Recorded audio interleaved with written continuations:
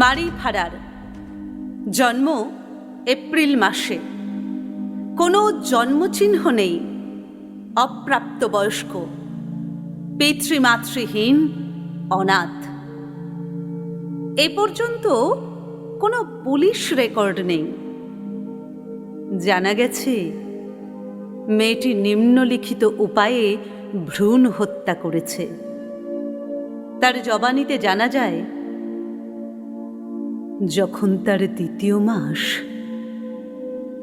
তখন মদের দোকানের এক ঝির সাহায্য নিয়ে সে দুবার ডুস নিয়েছিল যাতে বাচ্চাটা পেট থেকে বেরিয়ে যায়। জানা গেছে তাতে সে কষ্ট পেয়েছিল, কিন্তু কোনো ফল অশ্বায়নি। কিন্তু মশাই, আপনারা সব রাগ ঘৃণাকে আটকান, কেননা যে জন্মেছে সে জন্মানোদের সাহায্য চায়। মারি ফারারের জবানি, সে চুক্তিমতো পাওনা গন্ডা মিটিয়ে দেয়, বুক আর পেট আঁট করে বাঁধতে থাকে, মদের সঙ্গে গোলমরিচ মিশিয়ে খেতে শুরু করে। তাতে শরীরের মুখ্যণ হতে থাকে, কিন্তু শিশু বেড়েই চলে।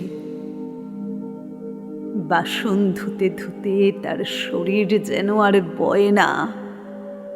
এখন এক নজরেই বোঝা যায় পেটে কোনো গোলমাল।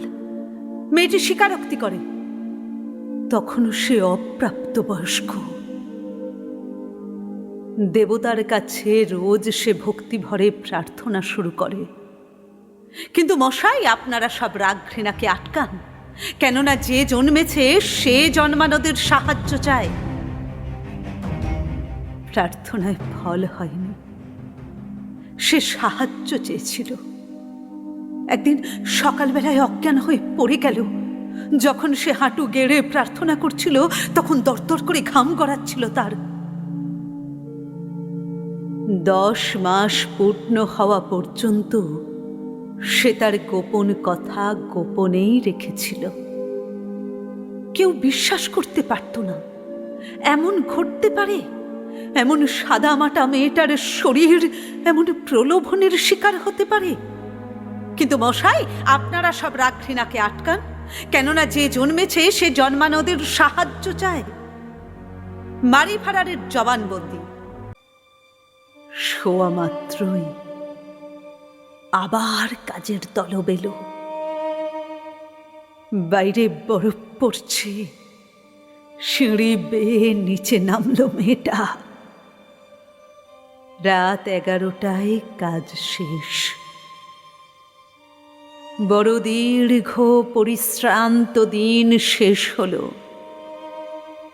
পেট ছিঁড়ে বেরোবার জন্য ছটফট করছে বাচ্চাটা। মারি ফারারের জবানবন্দি থেকে,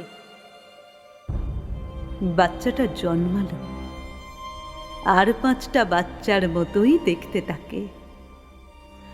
কিন্তু মারি ফারার 5টা মায়ের মতো নয়।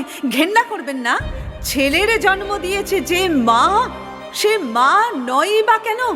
কিন্তু মশাই সাবধান, রাগ ঘৃণাকে আটকান, কেননা যে জন্মেছে সে জন্মানোদের সাহায্য চায়।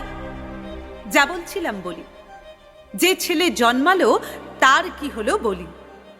মারি ফারারের জবানবন্দি, এখন আর সে গোপন কথা গোপন রাখতে চায় না।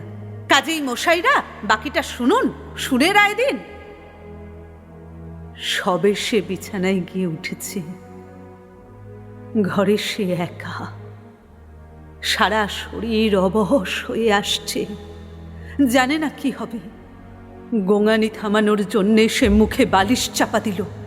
আর আপনারা সব মশাইগণ রাগ ঘৃণাকে আটকান, কেননা যে জন্মেছে সে জন্মানোদের সাহায্য চায়।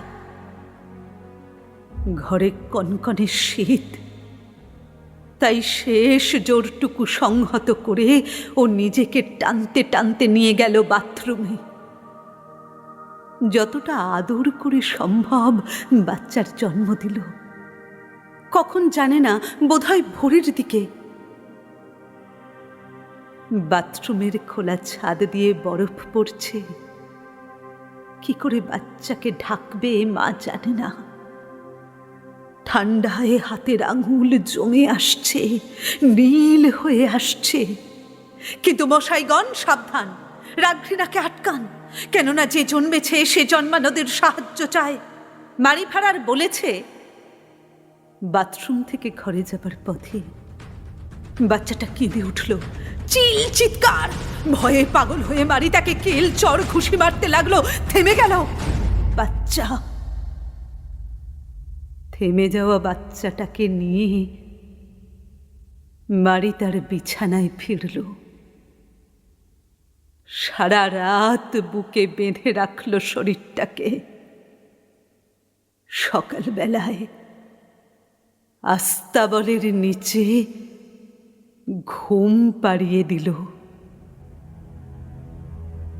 মারি ফারার জন্ম এপ্রিল মাসে। কুমারী মা শাস্তি পেয়ে জেলে মারা গেল। যে সমস্ত মানুষের পাপ বহন করেছে, ফর্সা চাদরের নিচে ডাক্তারের ছুরি কাঁচির সাহায্যে যারা সন্তানের জন্ম দেবেন, তারা পুণ্যবতী জননী আখ্যা পাবেন। পুণ্যবান পিতৃবৃন্দ, পুণ্যবতী মা জননীরা, সাদামাটা একটা মেয়ে কামনার শিকার হয়েছিল, তাকে কুলোটা বলবেন না। তার পাপ ভয়ঙ্কর, তার যন্ত্রণা আরো বেশি। সুতরাং মশাইরা সব রাঘৃণাকে আটকান, কেননা যে জন্মেছে সে জন্মানোদের সাহায্য চায়।